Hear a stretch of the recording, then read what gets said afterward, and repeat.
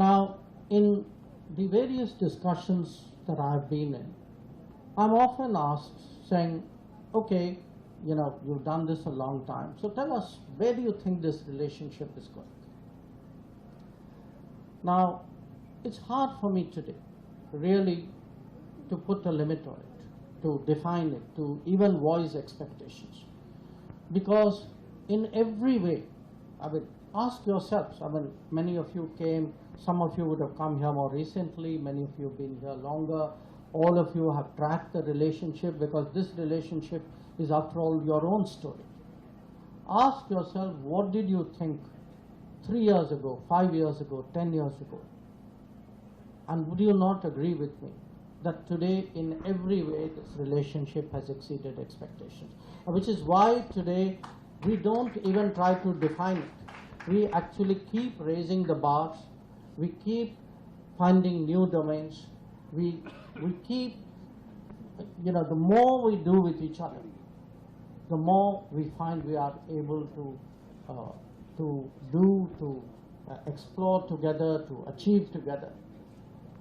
So for me, in this changing world, because the world is truly changing, if you look at the state of the world, the challenges before the world, the relationships of countries, I would say today India and the United States have moved to a position where we really see each other as very desirable, optimal partners, comfortable partners, with whom it's a natural instinct today to pick up the phone, or if you meet somewhere, to have a conversation, to share your anxieties, to explore your solutions. So the chemistry and the comfort today of the relationship, this today gives me enormous hope about where the prospects are. I do want to say, we are approaching Gandhi Jayanti, and I want to leave a thought with all of you. We all, Mahatma Gandhi was, to say he was an extraordinary man would be the understatement of this century. Okay. We often, we quote him. He said so many things so tellingly. But at the end of the day, if we ask ourselves, okay, so what was the message? The message at the end of the day was about doing the right thing, about doing the decent thing, about leaving no one behind. The Gandhiji's message is very complicated, but its essence is actually very, very simple. So when we took up the G20 presidency, the responsibility, in many ways, I must say, that message was at the heart of our thinking. And I say that not just because we had a successful G20 summit. I think what we tried to do in G20, the underlying thinking, reflected what we are trying to do in India, what I think many Americans are trying to do in America, what we, India and America, should be doing with the world, which is to leave no one behind. I think particularly, I must say, because I am in this country today, the contribution that, the support and the understanding that we got from the United States to make a successful G20, I think that is something I would certainly like to recognize in public in Washington, D.C. So it may have been our success in a literal way, but I think it was the G20's success. To me, it was also a success of the India-US partnership. So once again, it's great to see all of you. We discussed, there were references made even to the, in the context of the Chandrayaan. I had the privilege when Prime Minister, we were abroad, when the landing took place, we were at a meeting in South Africa. Obviously, we took time off from the meeting. You all saw, Prime Minister was following the landing and was talking to the ISRO, because these are tense moments, you know. However confident anybody is about a mission, that period, you want to have somebody around you who would give you reassurance. And believe me, nobody can do reassurance better than Mr. Modi. Okay, he's today reassuring the entire country, in many ways the whole world. So he was actually plugged in from South Africa, and he was talking to the ISRO. This was unfolding, and then when we it all went well, as you know, and then he decided that instead of flying back to Delhi, he would actually land directly in Bengaluru and go straight to the ISRO headquarters. Now, fortunately, I mean, since I was traveling with him, I too had a chance to tag along. And I want to say this, you know, I myself been a member of the Space Commission. When I was Foreign Secretary, I've been interested in space and nuclear for a long part of my career. When you sat there and there was this room of about 1,000 people, at one level they looked the most normal people you could think of. Yet you could feel they were the most special people. And the kind of confidence that they exuded, because I could actually, sitting among them, actually ask them, saying, you know, so how tense were you guys, you know, did you see, were you worried, what were the possibilities of something not going the way you thought? And I must tell you, it was, you know, their confidence, their conviction about the mission was simply amazing.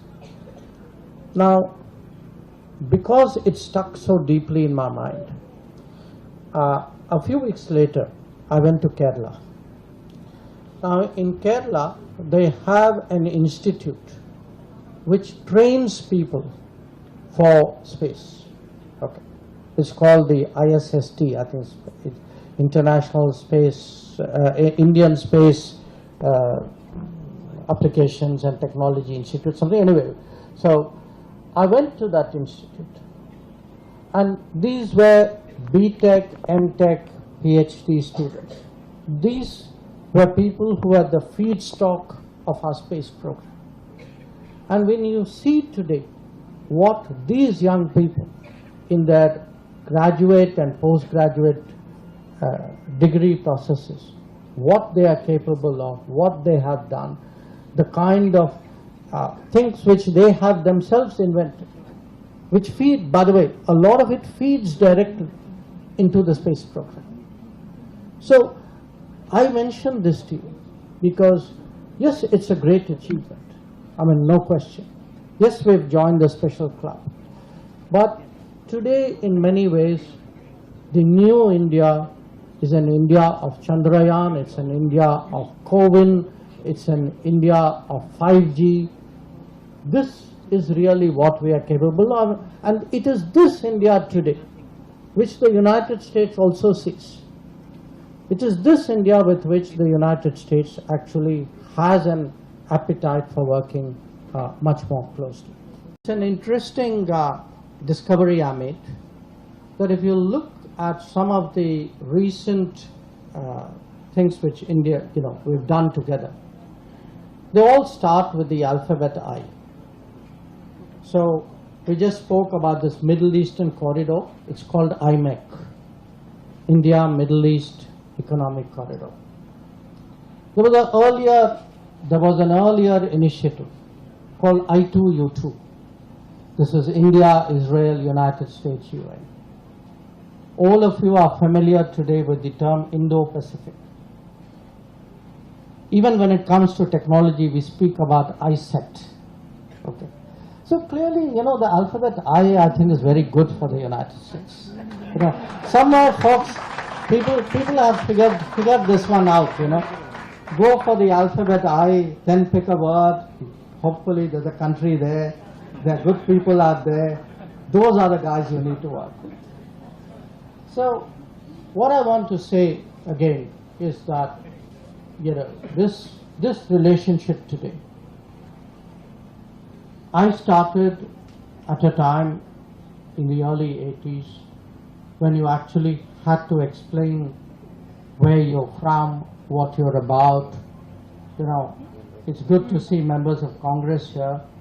Those were tough days, you know, they didn't even let you into the rooms in the Congress. And there were, at that time, there was no Indian American member of Congress at that time.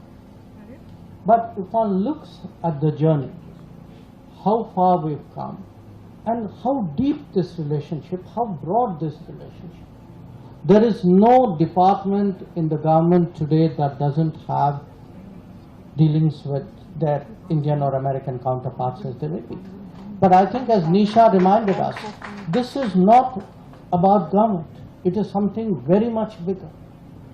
That when we, you know, I see today the levels of interest in second level, third level, sometimes even rural area about the relationship.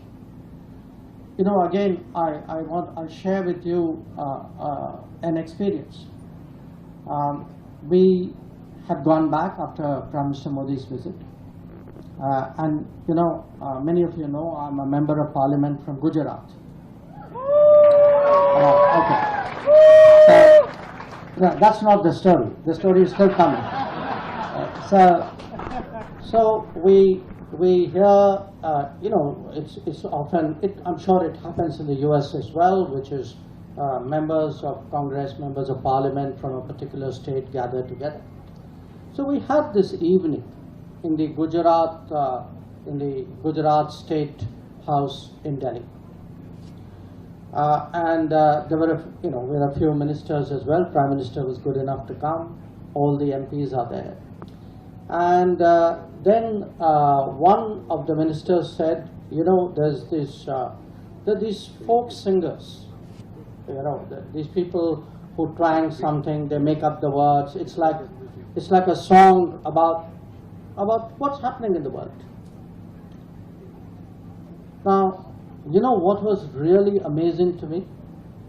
Here was this folk singer. I think he was from Kutch.